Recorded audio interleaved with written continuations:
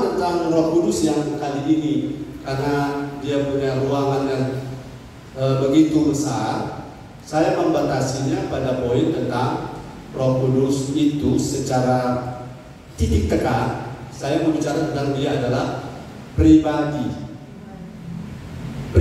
Jadi kalau saudara misalnya melihat makhluk hidup, pohon pisang makhluk hidup, panda makhluk hidup, manusia makhluk hidup, tetapi hanya mereka yang bisa tersinggung yang punya pribadi. Batang pisang tidak bisa tersinggung karena dia tidak punya pribadi, yaitu poin perasaan. Tidak. Jadi kalau sesuatu makhluk hidup itu disebut memiliki pribadi, dia punya kepribadian, maka tiga hal ini harus ada pada makhluk hidup itu, yaitu pikiran, perasaan, kehendak atau kemauan. Ini intelek, ini soal sikap emotion, kalau ini will. Jadi kalau tiga ini tidak ada, maka makhluk hidup itu tidak dapat disebut memiliki pribadi. Allah Bapa memiliki pribadi, ya. Allah Anak memiliki pribadi. Apakah Yesus waktu di bumi hanya rohnya saja dan jiwanya cuma pikiran, perasaan tidak ada? Semuanya utuh, lengkap. Begitu juga Roh Kudus. Pakai kata juga tidak tepat, karena ketiganya sama esensi, sama substansi, sama atribut. Esensinya adalah Allah, substansinya adalah Roh, dan atributnya adalah Allah omnipotence, Allah omniscience, Allah omnipresence. God is omnipresent, omnipotent, maha kuasa. God is omnipresent, maha hadir. Dan God is omniscience, artinya maha tahu. Itu atribut dasar. Ada atribut moral. Allah Maha Kudus, Allah Maha Kasih, Allah Setia, Allah tidak berubah. Nah, itu lain lagi. Jadi kamar-kamarnya masih banyak, ya. Sekarang kita tidak ke Bapa, tidak ke Anak, kita ke Roh Kudus. Di kamar ini kita masuk. Tapi di kamar ini ada kamar-kamar kecil. Nah, sekarang soal kamar tentang Roh Kudus, apakah dia adalah Allah? Ya, kita sudah fix di situ. Tidak boleh ditanyakan lagi, ya. Karena kalau orang Pentakosta, orang karismatik menanyakannya, maka kita telah telah melangkahi orang-orang di sebelum kita. Kalau orang-orang sebelum kita, sebelum gerakan Pentakosta karismatik ada, mengakui bahwa Roh Kudus itu adalah Allah, kalau kita orang ini yang bergerak dalam pekerjaan Roh Kudus tidak mengakui dia punya Allah, maka ini terbalik.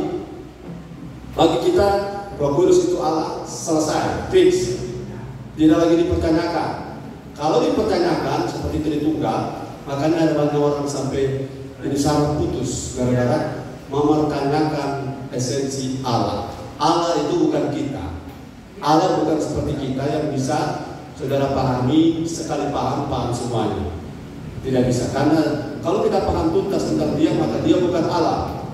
Karena Allah kita sebenarnya itu unlimited dalam hal eksistensi. Nah, sekarang kita sudah baca ayat firman tadi, dan saya ingin fokus saudara pada kata pribadi.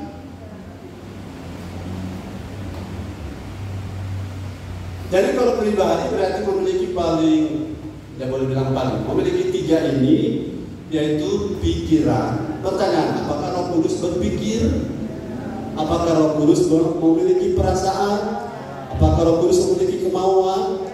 Nah, kalau tiga ini ada, jadi sebagaimana, kata sebagaimana, artinya sama dengan kalau seorang yang memiliki pribadi, saudara buat dia senang, maka dia akan senang.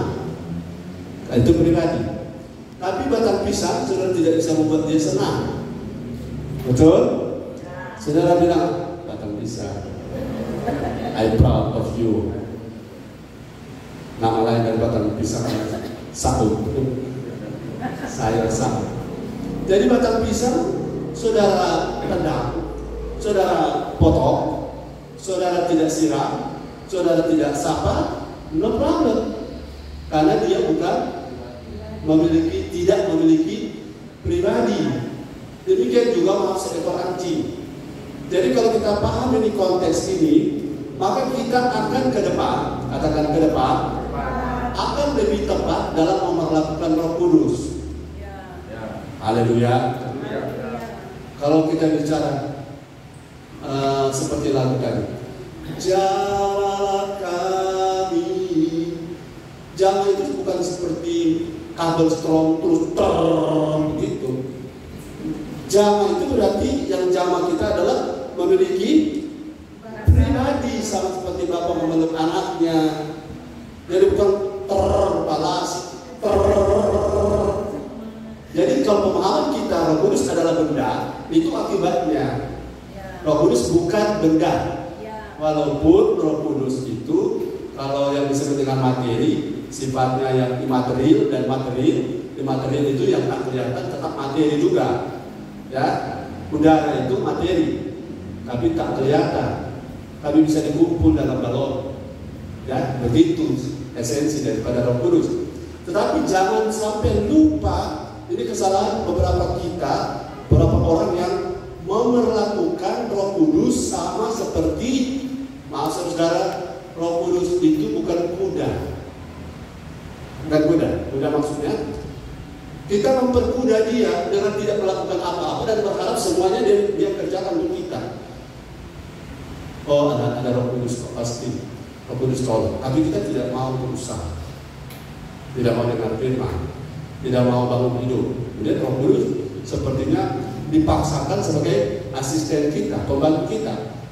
Perhatikan baik bahwa asisten di rumah pun kalau kita perlakukan dia seperti manusia, dia akan bekerja baik, betul?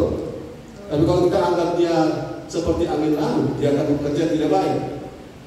Demikian, sebenarnya bukan kata demikian. Apalagi Roh Kudus. Kalau demikian sama. Apakah lagi dulu orang bilang. Apakah lagi, ya? Roh Kudus itu artinya lebih tinggi dalam hal perlakuan dari kita, karena dia memiliki pribadi. Oke, dalam hal pikiran, mari kita lihat. Apakah Roh Kudus berpikir? 1 Korintus kisah 15, 1 Korintus 2 ayat 10. Mari gantian baca. 1 Korintus 2 ayat 10. Pembuktian bahwa Roh Kudus itu memiliki pribadi. Salah satu adalah pikiran.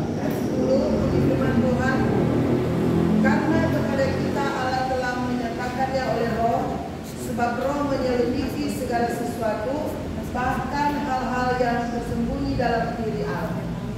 Ya, 1 Korintus 2 ayat 10 tadi jelas bahwa Roh Allah, Roh Kudus itu menyelidiki. Ada kata menyelidiki? Karena kepada kita Allah telah menyatakan oleh Roh, sebab Roh ini menunjuk pada Roh Kudus menyelidiki. Nah, kata menyelidiki itu tidak bisa pada orang yang tidak punya otak. Dan maksudnya otak itu organ, ya. Tidak bisa kepada oknum yang tidak punya pikiran. Kata di sini adalah selidik.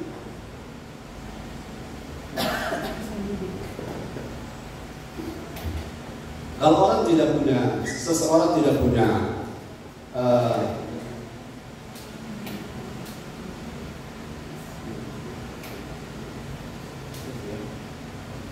seseorang tidak punya pikiran, maka dia tidak bisa menyelidiki atau menganalisa.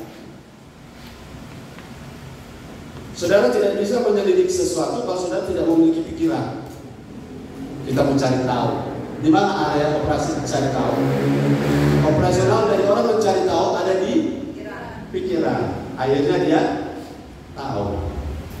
Saudara-saudara perhatikan ini bukti bahwa Roh Kudus itu menyelidiki sesuatu dan menyelidiki sesuatu menggunakan unsur pikiran. Ya, menggunakan unsur pikiran. Dan ini bukti bahwa Roh Kudus sebenarnya tidak perlu pembuktian karena kita menerimanya dengan iman. Tapi kalau kita berbicara dengan orang kebanyakan, mereka cari bukti. Kita tidak perlu bukti karena kita mengimani Bapa, Anak, dan Roh Kudus sama-sama adalah Allah. Dia punya gambar seperti ini.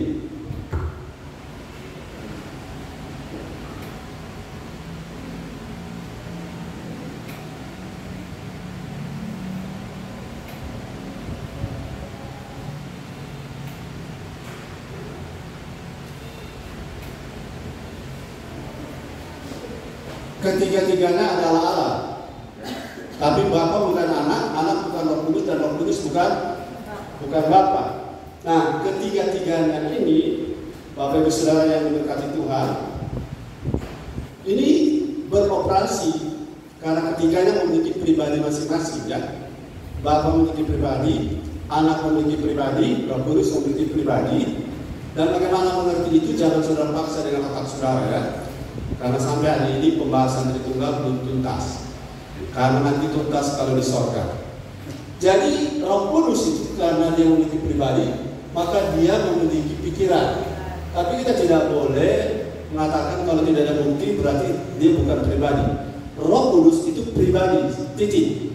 Tapi orang-orang membutuhkan penjelasan, ya. Penjelasan tentang pribadi itu beroperasi di pikiran. Maka ayat ini menunjukkan bahwa Roh Kudus itu melakukan pekerjaan menyelidik. Dan penyelidikan itu melibatkan pikiran. Oke, satu. Yang kedua, Roh Kudus itu pribadi, dan pribadi itu melibatkan yang namanya perasaan, betul? Ya. Kemudian kita lihat Efesus 4 ayat 29. Efesus 4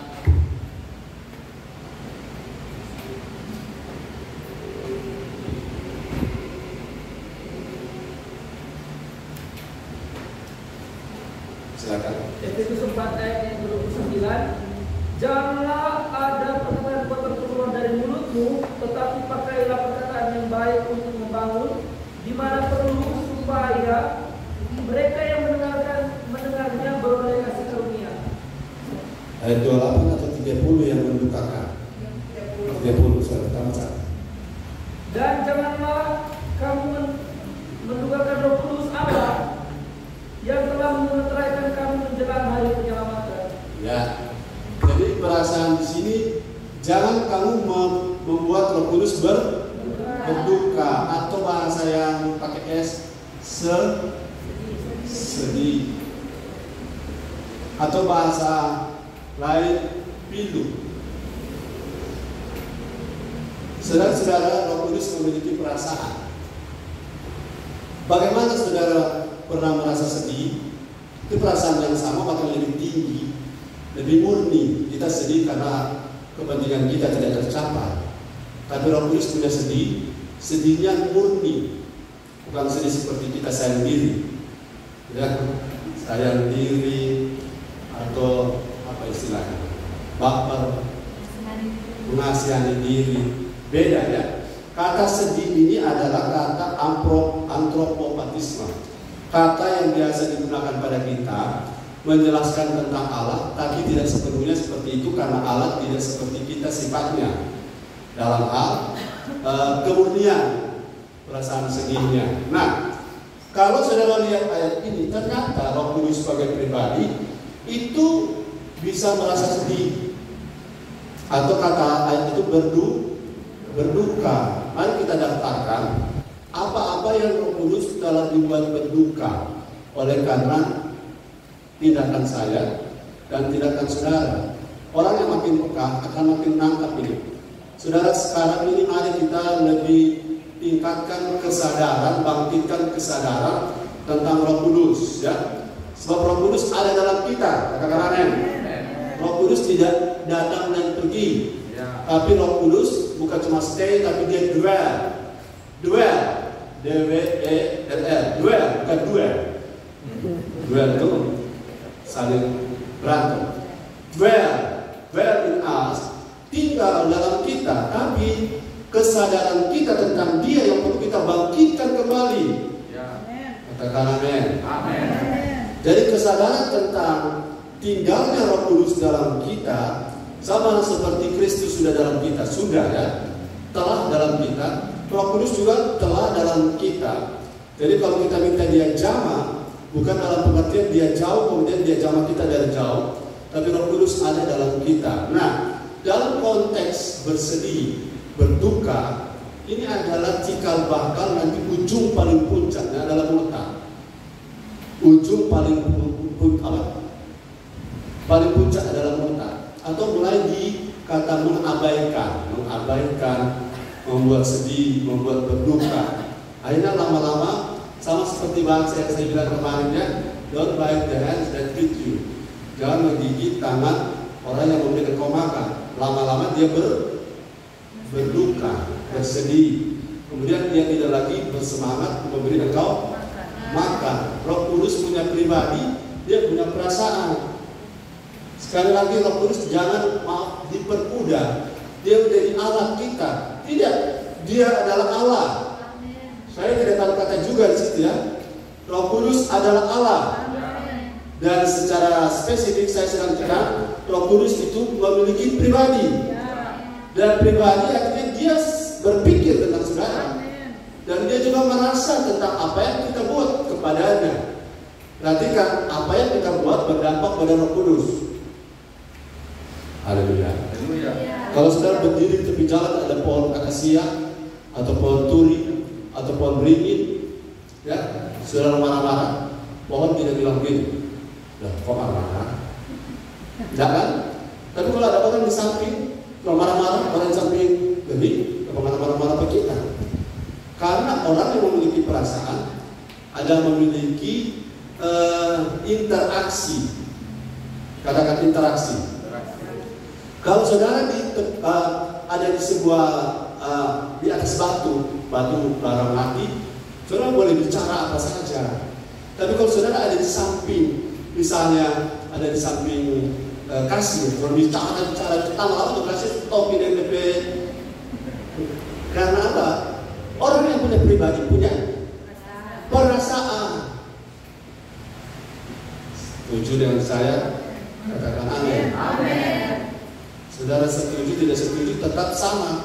Roh Kudus itu punya perasaan. Ya. Jadi begini, apa yang kau tidak suka orang lain buat pada perasaanmu, jangan buat perasaan gangguan itu pada orang itu. Ya. Itu hukumnya, amin. Kalau saudara tidak mau saudara tersinggung, janganlah saudara menyinggung orang lain, kan? Dan kalau saudara tidak mau saudara tersinggung, jangan suka singgung Roh Kudus berperasaan. Karena dia bukan ulang-ulang ya. Termasuk supaya kan cepat mengerti, dia bukan batang pisang. Maksudnya pohon pisang kan masih makhluk hidup, tapi tidak punya perasaan. Memang ini orang tidak punya perasaan. Orang lain belum makan belum suka semua, tidak punya perasaan. Roh Kudus punya perasaan. Haleluya. Jadi dia bisa berduka. Nah, dari ayat itu lihat ayat 31, dia bisa berduka. Tapi ini pembahasan sebentar. Cuma mau disinggung sedikit supaya saudara tahu. Roh Kudus terdukakan oleh beberapa poin. Ada banyak, tapi lihat di ayat 31. Sudah masih bersama saya, katakan haleluya. Haleluya. Ayat 31. Baca.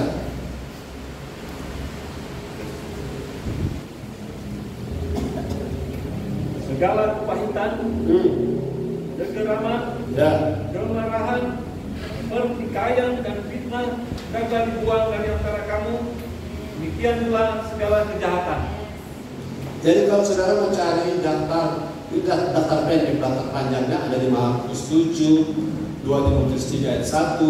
Jadi daftar pendek yang membuat Roh Kudus berduka itu paling tidak 3 saja. Ada 1, 2, 3, 4, 5 yang langsung mengena, langsung berdampak pada Roh Kudus apabila, coba lihat Efesus pasal 4 itu kan judulnya apa? Di lembaga kita bilang judulnya apa? Manusia baru. Nah, manusia baru. Sudah lahir? Manusia baru, ciptaan baru. Orang lahir baru artinya benih Kristus ada dalam kita. Kristus hidup dalam kita dalam bentuk rohnya, benihnya, DNA-nya. Kemudian Roh Kudus karena Kristus dalam kita, dia datang karena Kristus dalam kita. Sekali lagi, dia masuk pada kita karena Kristus dalam kita. Kenapa orang perjanjian yang lama cuma di atas kepala, atau di atas turun tidak? Karena di waktu itu belum ada orang di perjanjian lama yang lahir baru. Lahir baru artinya lahir dari benih Kristus. Setelah di perjanjian baru, semua kita yang lahir baru berasal dari Allah, lahir dari Allah, memiliki benih Kristus. Roh Kudus itu bukan hanya mengawal kita dari dekat, tetapi dia masuk karena kepentingan Kristus. Nanti dengar ini besok pagi. Ya, semoga kita tidak ada halangan semuanya. Jadi ketika Roh Kudus ada dalam kita, saudara tahu bahwa ayat-ayat ini jelas sekali. Kita manusia baru, kalau boleh, perhatikan baik bahwa Roh Kudus itu menjelang hari penyelamatan. Dia punya tugas memastikan kita tidak miss. Dia punya tugas memastikan kita tidak keluar rel, betul? Nah, tapi keputusan untuk kepahitan kan bukan tangan Roh Kudus. Halo, keputusan untuk kepahitan di tangan siapa? Tangan kita. Jangan kepahitan, Bapak Ibu. Kalau pahit itu, kalau kepahitan, makan rasa kertas, tidur tak enak, lihat orang marah, segala sesuatu negatif, itu kepahitan. Bitter, ya. Jadi ada sesuatu yang terasa hampa di hidup orang-orang yang kepahitan. Itu membuat Roh Kudus itu gelisah di dalam kita. Ya. Katakan amin. Amin. Jadi dia sama seperti kalau saudara ada di sebuah rumah, kalau bertamu di rumah orang itu, dan orang itu ayat poin yang kedua marah-marah, mau layani kasih minum ketua dia banting dari piring. Kenapa makan kesana itu makan ini? Karena marah-marah. Dan kita tahu rasa-rasa apa? Rasa-rasa pulang, rasa mau pulang. Kebanyakan kampung halaman, bukan? Nah, Roh Kudus juga begitu. Dia ada dalam kita, tapi kegeraman, kemarahan, pertikaian, apa tidak boleh lewat itu? Dahsyat Tuhan. Pertikaian, fitnah. Orang yang suka fitnah, suka jelek-jelekan orang, itu adalah salah satu poin orang yang mendukakan Roh Kudus. Haleluya. Haleluya. Apalagi memfitnah orang yang sebenarnya saudara harus dukung, doakan dan lain-lain. Jadi mendukakan Roh Kudus adalah salah satu keadaan yang membuktikan bahwa Roh Kudus itu pribadi. Dan dia punya perasaan. Perasaan mana? Sedih. Kapan dia sedih? Ketika kepahitan kita pelihara, kegeraman kita kembangkan, kemarahan kita simpan. Apa? Nah, pertikaian kita jadikan gaya hidup. Fitnah, saya bilang orang Sunda dan saya bilang itu fitnah namanya. Karena apa? Orang yang suka fitnah, suka bertikai, suka gerang, kepahitan, kemarahan, suka menjelek-jelekan orang, fitnah ya, itu membuat Roh Kudus berduka.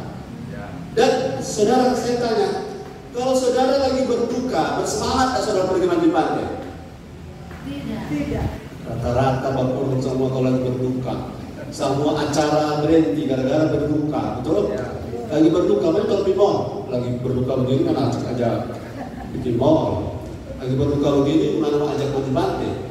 Begitu juga Roh Kudus, mau pekerjaan apa dia lakukan, dia lagi berduka tentang kita. Sebaliknya, supaya dia tidak berduka, hendaklah kamu ramah, penuh kasih, saling mengampuni. Itu timbal balik dari kepahitan, kegeraman, marahan, pertikaian, fitnah, itu dibuang dari kita. Supaya apa? Roh Kudus tidak berduka. Roh Kudus yang mana yang bekerja kalau kita dalam kepahitan? Roh Kudus yang mana yang bekerja kalau saat kita melihara kepahitan, kemudian ada kepenuhan dan lain-lain?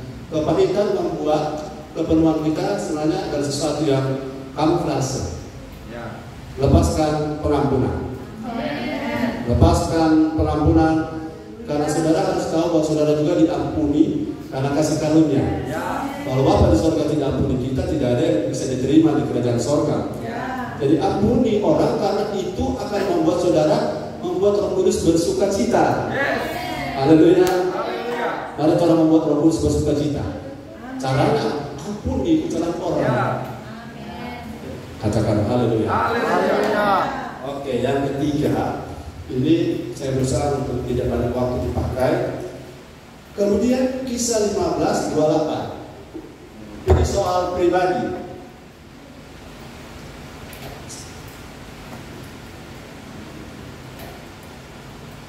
Bila mulai direfreshing kembali ya soal Roh Kudus. Yang baru tahu inilah makanan rohani. Yang sudah pernah tahu dia refresh kembali makan makanan yang sama. Kemudian ke depan makin tajam. Kisah 15 ayat 28. Haleluya.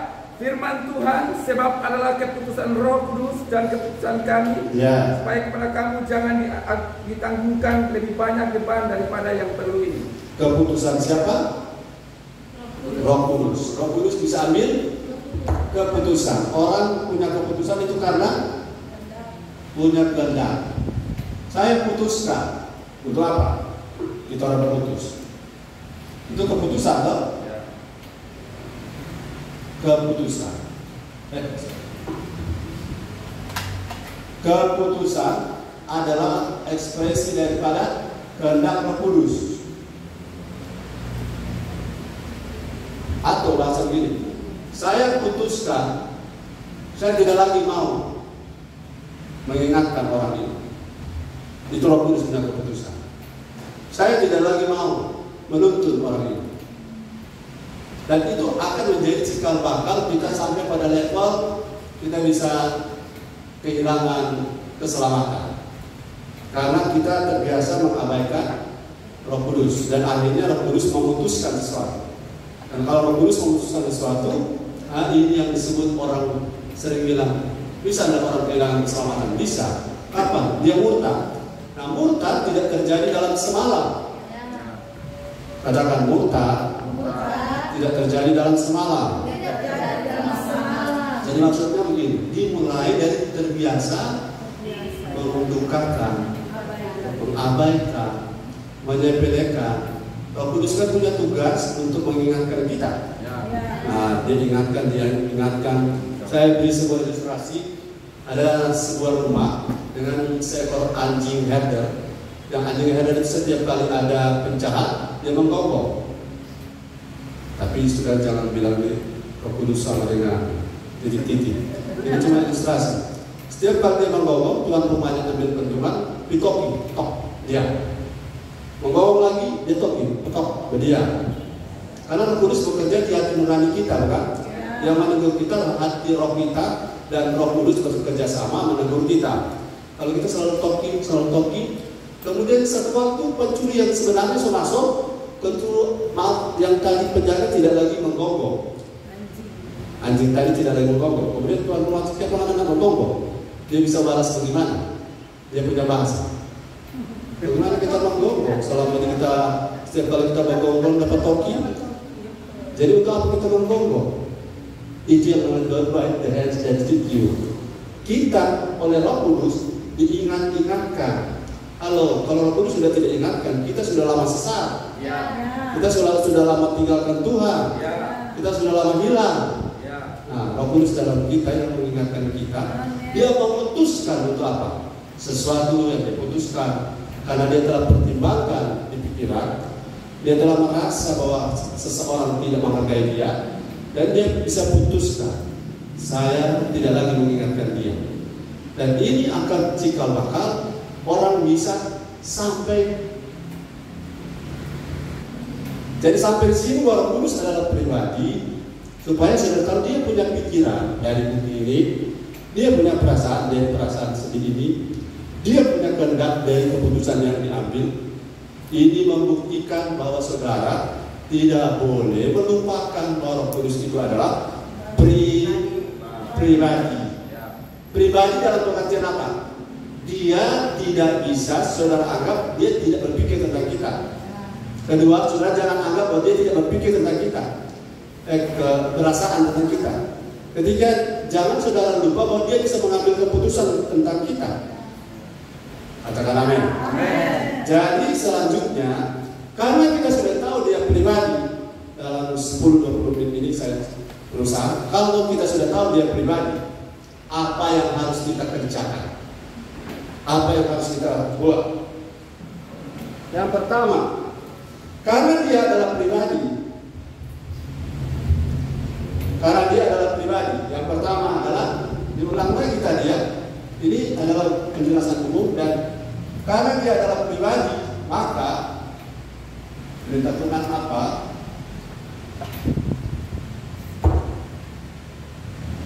Satu,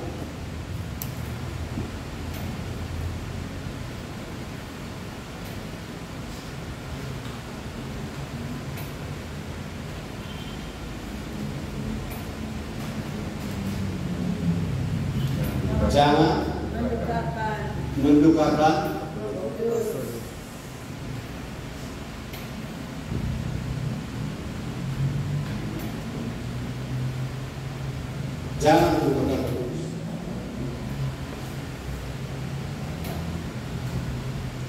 Oke.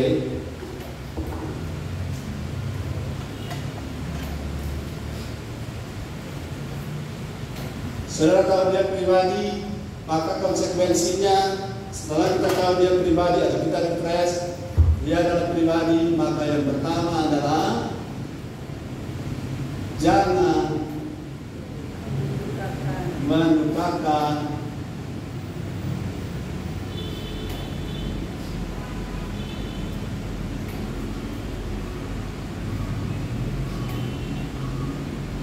Roh Kudus. Ya. Ayatnya di mana? Efesus 4 tadi.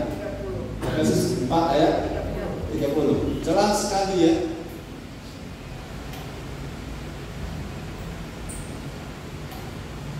Karena konsekuensinya nanti akan kita alami. Jangan mendukakan Roh Kudus. Saudara sudah tahu dari daftar tadi mendukakan Roh Kudus itu apa? Contohnya, ada banyak daftarnya. Sebutkan satu. Mendukakan Roh Kudus adalah kepahitan.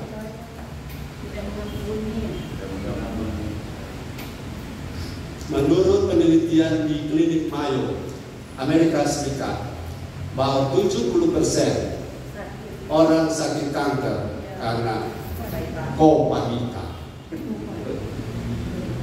Betul, dia makan darah. Tapi kalau mau lepaskan pengampunan, maka seluruh sel-sel itu akan lega, res, damai. Kalau dia simpan, itu akan menjadi yang namanya internal konflik. Saudara mau Roh Kudus tidak berduka, lepaskan pengampunan. Amin. Sampai berapa kali? Kita kasih maaf mengenai perbuatan. Mengenai kelakuan dan tumpah sampai berapa? Itu namanya kepahitan. Ya. Ayo bilang di kanan, saling mengampuni. Saya sudah pernah mendoakan orang sakit, 2 orang sakit yang sama kanker, yang satu mati, yang satu sembuh. Yang satu mati, kadang-kadang dia bilang begini, kita biar begini tak kasih ampun tapi anak sampai mati, dan betul mati. Kenapa? Kita tidak bisa membuat orang tidak menyakiti kita, tapi kita bisa membuat orang yang menyakiti kita ampuni. Amin. Haleluya. Haleluya. Kita tidak bisa membuat orang tidak menyakiti kita, tapi kita bisa memutuskan untuk mengampuni orang yang menyakiti kita. Sebab kalau seluruh dunia menyakiti kita, cepat mati kita. Tapi seluruh dunia menyakiti kita putuskan mengampuni, maka mereka yang mati maksudnya mereka yang mati perasaan. Jangan mendukakan Roh Kudus. Saya sedang menulis sebuah lagu tapi belum kelar tentang Roh Kudus. Ya, saudara mau peka dengan dia. Haleluya. Kepekaan kami mencoba buat dia sedih. Haleluya. Istri saja kalau sedih, dia kalau bikin teh gula, dia ada bertarung garam karena perasaan lagi galau. Halo, jangan buat Roh Kudus berduka. Yang kedua, semoga waktunya cukup. Karena dia adalah pribadi, perhatikan, jangan sampai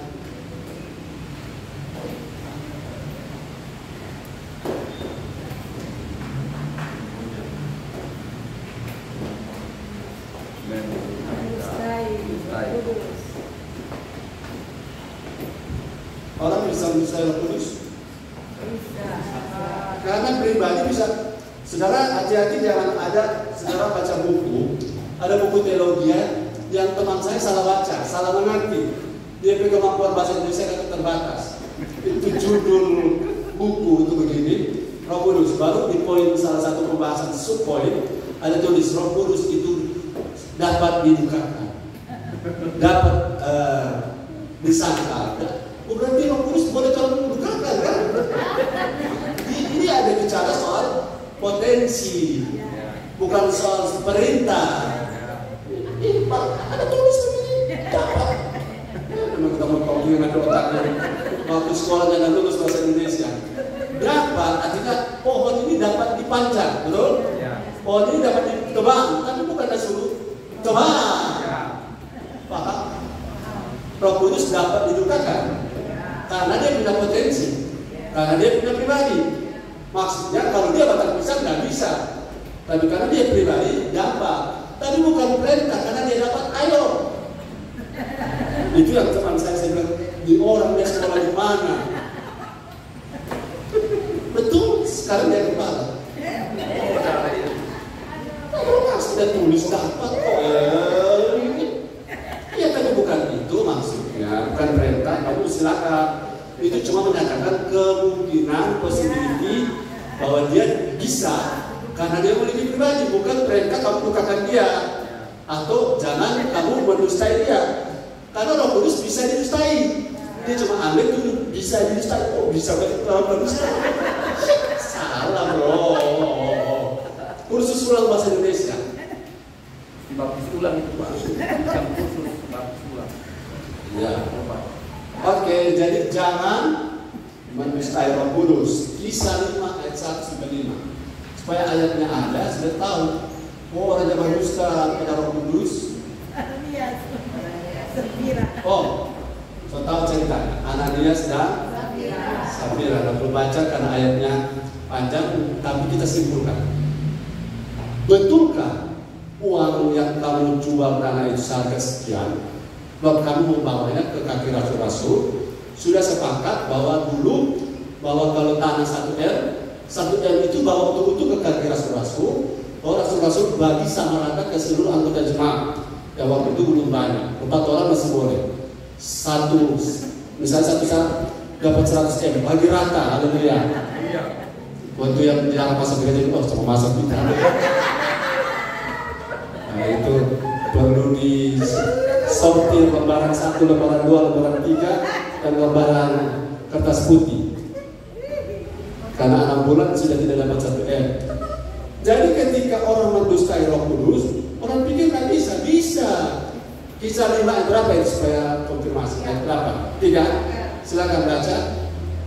Kalau ini ada bahwa 1 M, so semua ini lebih bahasa lain nostisomai. Artinya bukan siomai. Nostisomai artinya membawa sebagian dan bertindak seolah-olah sudah seutuhnya. Itu nostisomai, bukan siomai.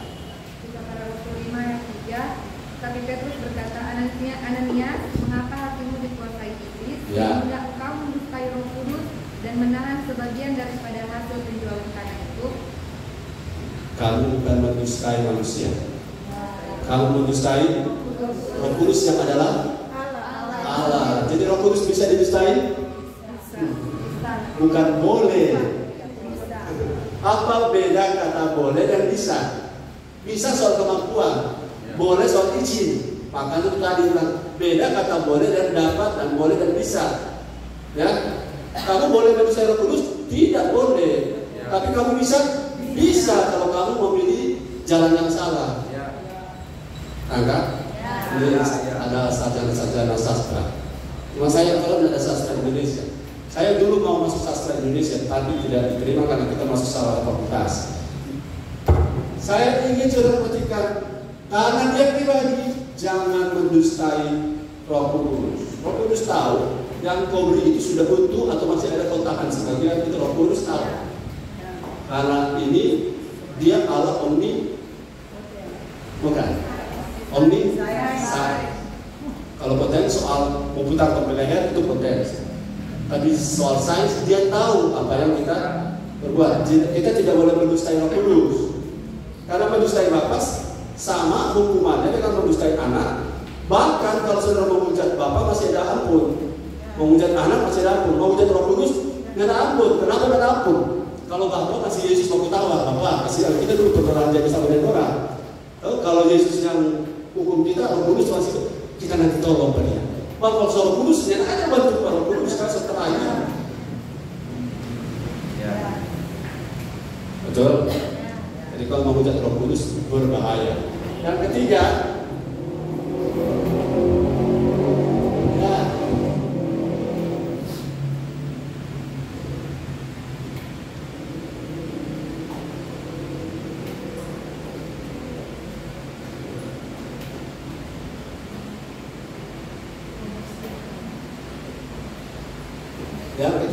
jangan komersilkan Roh Kudus. Saya sudah lihat itu atas nama Roh Kudus. Roh Kudus bicara, kau harus transfer 1 juta atas nama Roh Kudus. Roh Kudus itu tidak urus-urus perbankan. Roh Kudus itu urus-urus orang mau jadi serupa Kristus. Itu agendanya, itu passionnya. Roh Kudus kalau bicara tentang kita mau jadi serupa Kristus, dia bergairah. Kalau bicara doi, itu bukan departemen keuangan Roh Kudus. Jadi jangan dikomersilkan atas nama Roh Kudus. Roh Kudus tadi bicara tadi malam, begini. Orang bisa balas dengan hal yang sama karena pastikan saudara Roh Kudus tidak boleh dikomersilkan. Kisah 8 ini agak panjang. Kisah 8 ayat 17 sampai 23. Kisah 8 17 sampai 23. Intinya begini. Karena Simon si penyamak kulit melihat Paulus tumpang tangan orang kepenuhan, kemudian Simon penyamak kulit bilang, boleh kok kita beli sekarang, boleh kita bayar transaksional, pekerjaan Roh Kudusnya transaksional. Jadi ada sifat mencari untung dalam pekerjaan Roh. Hati-hati, pekerjaan Roh Kudus tidak untuk pekerjaan mencari untung. Haleluya. Misalnya kita pe onde-onde ini tadi malam kita disuruh jual onde-onde dan Bro Kudus bilang Bro harus beli tapi onde-onde. Haleluya.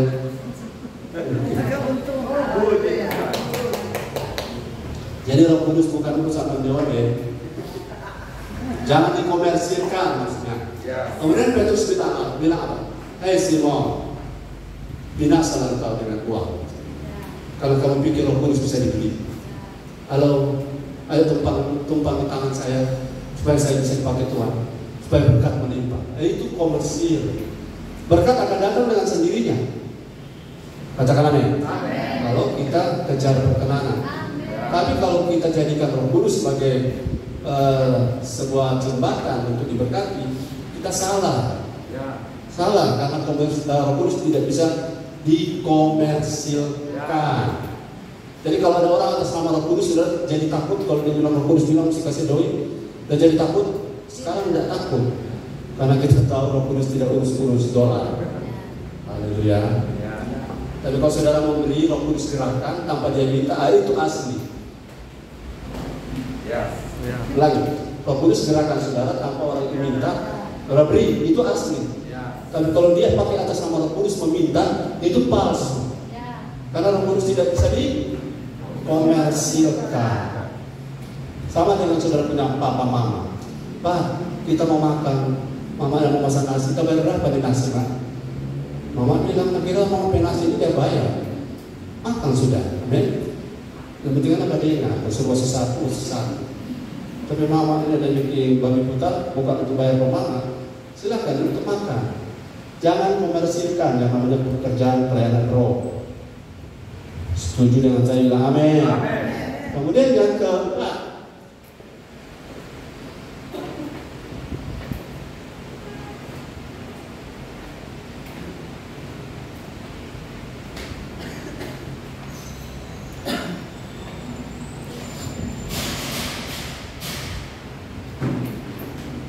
Roma 8:14.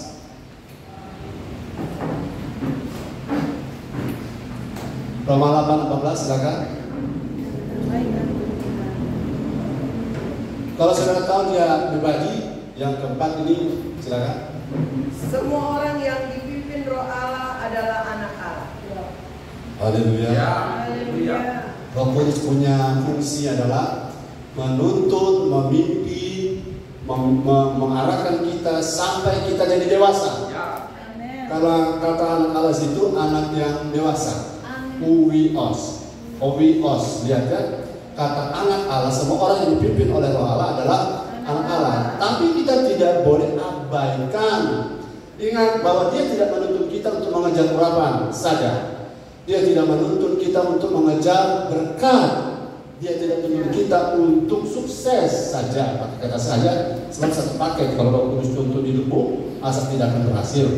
Saya punya pendapat bahwa orang-orang kerajaan Allah tidak ada yang susah. Amin. Orang-orang kerajaan Allah tidak ada yang pobre, kecuali karunia. Ada orang karunia. Ciri-cirinya nanti belajar kapan ya. Oke, yang kelima.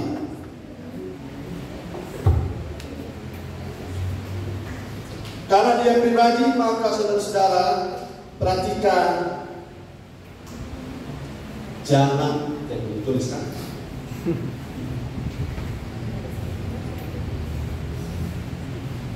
Jangan berhenti bangun hidupmu yang salah sambung. Jangan menghalangi atau memadamkan pekerjaan Roh Kudus. Saudara perhatikan, kalau saya menulis Roh Kudus, saya tidak pernah singkat ya. Ada satu anak muda, dia kirimi sesuatu dari kampung. Kemudian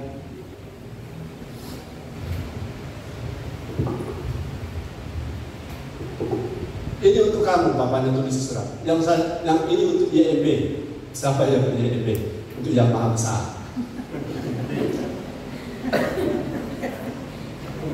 Yang maha besar siapa? Tuhan.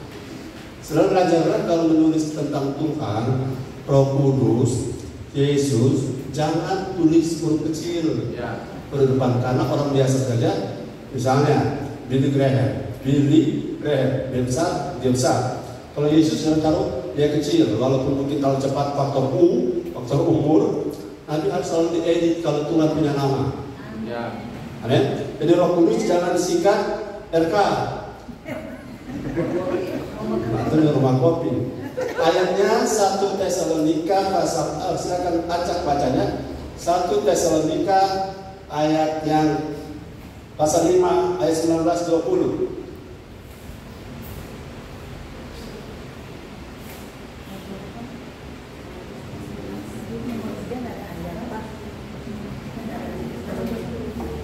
Yang komersil kan kisah 8:17-3.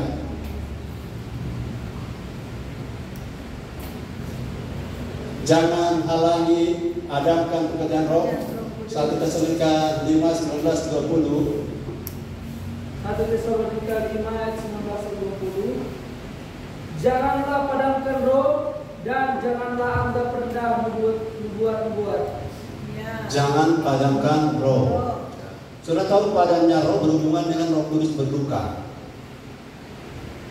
Roh Kudus berduka itu tadi, saudara walaupun sudah sangat marah, jangan marah sementara ibadah. Sawantar tapi marah ini kan. Sementara pelayanan terkontaminasi suasana. Belajarlah menangkan diri. Kalau imam-imam besar di pelayanan tabernakel, suasana hati salah, bisa mati di ruang Maha Kudus. Bisa mati di ruang Maha Kudus. Jadi menyangkal diri itu terutama kalau kita lagi dalam pekerjaan roh, kita lagi jengkel, mati lampu, habis air, habis pulsa. Jangan jengkel saat-saat seperti itu. Bukan berarti sesudah itu boleh jengkel. Maksud saya perhatikan baik-baik. Roh Kudus bisa terhalang pekerjaannya oleh sikap-sikap yang salah. sikapnya. Bisa pada Anda. Contoh kasih sederhana. Sementara saudara-saudara orang lagi di hadirat Tuhan, terus ada orang tertidur dan mengorok. Itu mendukakan Roh Kudus atau Roh Kudus bergairah?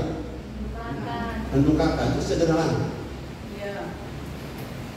Jangan padamkan roh. Amin. Ya. Haleluya. Haleluya. Worship leader bisa emosi enggak? Tapi mereka sudah jalankan sudah. Tidak ada lagi yang emosi. Suruh tepuk tangan, dalam tepuk tangan. Suruh angkat tangan, dia belum ada. Suruh berdiri, dia duduk. Kecuali lagi stupid, lagi sakit. Jangan padamkan roh dengan sikap-sikap yang tidak apa istilahnya mendukung. Karena dia adalah pribadi, betul? Ya. Bagaimana perasaannya bisa sedih. Roh Kudus bisa sedih. Katakan kiri kanan, Roh Kudus bisa sedih. Semuanya, dua tidak. Roh Kudus bisa sedih. Saya tahu, saudara. Saya harap saudara tahu. Saya tahu kapan saya membuat Roh Kudus sedih. Saya tahu. Roh saya tahu. Nggak perlu dikasih tahu oleh orang lain. Saya tahu persis Roh Kudus itu berduka karena roh saya bersama Roh Kudus sama-sama dia bekerja sama. Hati nurani kita adalah channel dari Roh Kudus untuk bicara ke kita. Jadi pada waktu kita rasa tertuduh, itu Roh Kudus lagi berduka. Dan waktu Roh Kudus berduka, itulah yang akan menghambat atau saudara akan menjadi orang yang pemadam kebakaran. Pemadam api Roh Kudus maksud saya. Roh Kudus sedang bekerja, sudah padamkan lewat. Utama senyum dulu semuanya. Senyum. Ada yang coba senyum kiri kanan. Kalau WL lagi mimpin, kemudian kalau WL lagi mimpin, gembala lagi khotbah, kalau punya muka apa ya? Maskena, muka berot, muka apa? Pepaya. Apakah yang berkhotbah akan makin bergairah? Tidak. Akan karena ada berdiri di sini bukan batang pisang, toh? Betul? Soto goreng apa? Siang. Sosalannya nggak ada respon. Soalnya yang kategori ini bukan batang pisang. Saya baru dapat kata respon dengan bahasa Inggris yang lain. Answer and respond itu respon kualitas lebih tinggi dari answer. Katakan amin. Amin. Nah yang tidak menjawab sudah tidak respon. Betul? Dan ketika tidak jawab, coba saudara tukar posisi supaya itu perasaan bisa kena. Rasa dulu. Nah, ada haleluya. Apa haleluya. Coba saudara rasa dulu berdiri di sini. Setiap katanya, katakan haleluya. Haleluya. Gantian saudara lihat satu waktu. Berteriak di sini sampai terus kita tidak tanggapi dari bawah. Karena yang ngomong ini punya perasaan. Mau taruh di mana ini perasaan? Sakitnya itu di sini. Jadi apabila saudara tidak pengen ada orang mengikuti saudara dengan wajah mengkerut, jangan tabur itu. Katakan haleluya. Ada satu gereja, DP pendeta tidak undang haleluya. Orang langsung alas haleluya, haleluya, haleluya. Maksudnya seragam, bukan dua lari sendiri perubahan, sama-sama. Amin. Amin. Nanti akhirnya semua mata tertuju pada Tuhan.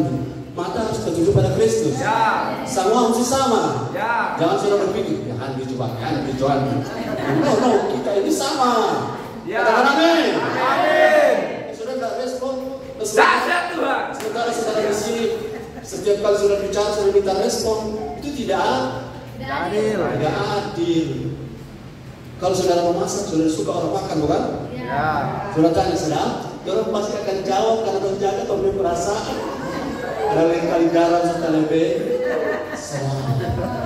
Sedang mau berhenti makan.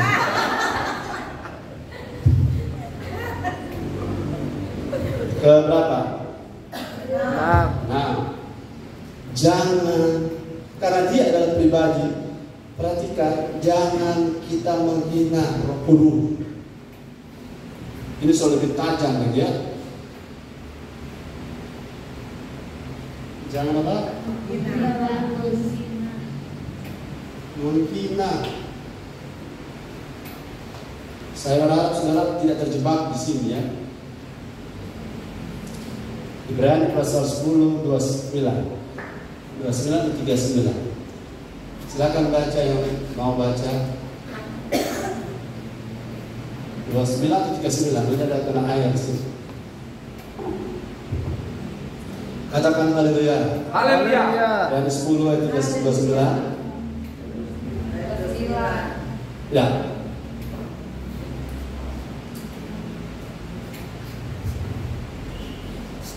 Ibrani 10 ayat 29. Ya. Betapa lebih beratnya hukuman yang harus dijatuhkan atas dia yang menginjak-injak anak Allah, yang menganggap najis darah perjanjian yang menguduskannya, dan yang menghina roh kasih karunia.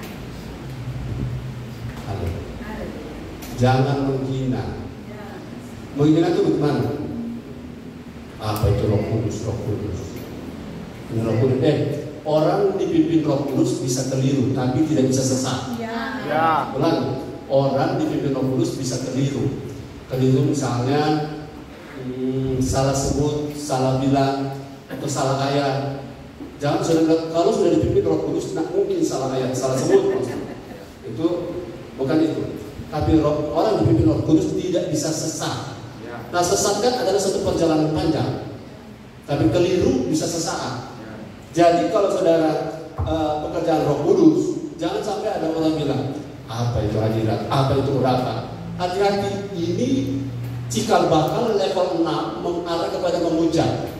Kalau mengerti tidak mengerti, kalau ada pekerjaan Roh Kudus, ada gembala yang bertugas untuk memberi arahan. Kami memberi arahan di worship leader, kami memberi arahan di pemain musik, kami memberi arahan pada teman-teman pelayan. Karena menghujat Roh Kudus itu level terakhir. Tapi menghina itu adalah karena sikap hati. Saudara bisa menghina orang tanpa ngomong, kan? Ya. Orang bisa menghina orang tanpa ngomong. Caranya bagaimana?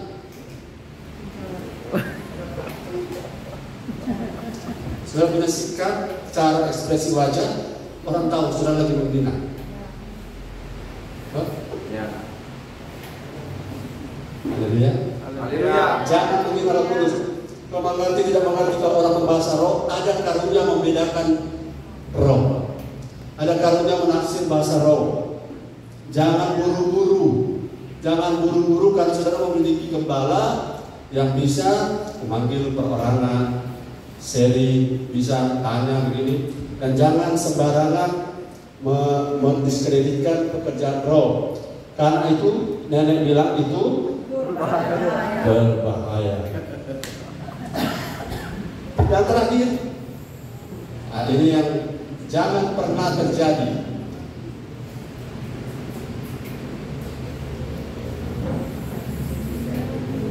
Ya, memang jemaat, kalau jemaat pintar-pintar begitu, belum tiba ke gembala sesampai orang. Luar biasa. Jangan menghujat Roh Kudus. Kenapa? Karena orang menghujat Bapa masih ada ampun, menghujat anak masih ada ampun, menghujat Roh tak ada ampun. Bagaimana cara menghujat Roh Kudus? Ada orang tanya. Menghujat Roh Kudus itu saya bilang tadi tidak terjadi dalam semalam, tetapi dimulai dari perasaan menyepelekan. Ibadah dianggap sepele, pelayanan sepele. Tapi kalau berkumpul antri mau dapat sembako, belum antri itu lain dia ada. Karena apa? Dianggap penting, betul? Ya. Pekerjaan menghujat Roh Kudus tidak terjadi dalam semalam dan dimulai dari hal-hal sepele. Sepele itu, kalau saudara misalnya saya kasih contoh, nanti ada yang tersinggung. Sesuatu yang Tuhan anggap penting, tetapi kita anggap sepele.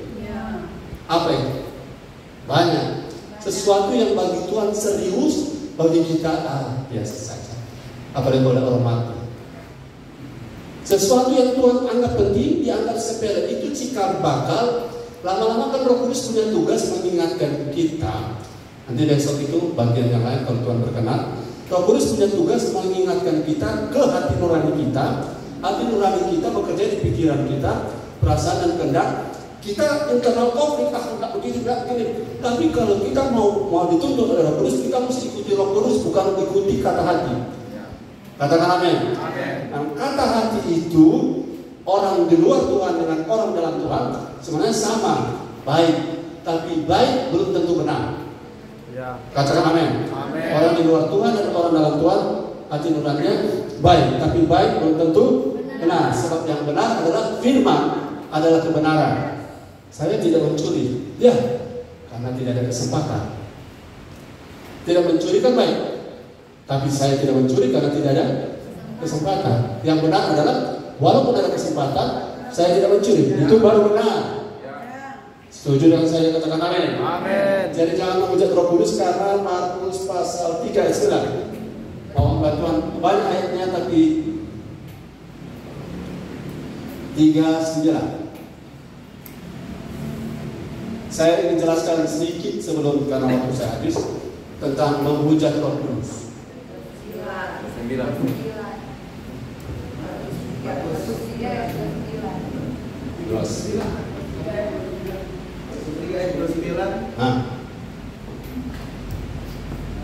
Tetapi apabila seorang menghujat Roh Kudus, ia tidak mendapat ampun selama-lamanya, melainkan bersalah karena berbuat dosa kekal. Saya bilangkan begini, kalau saudara menghujat Bapa, masih ada intercessor antara Bapa dan kita, Yesus. Dia tawar-menawar yang mengatakan, Bapa, aku telah pernah menjadi seperti mereka, hanya tidak berbuat dosa.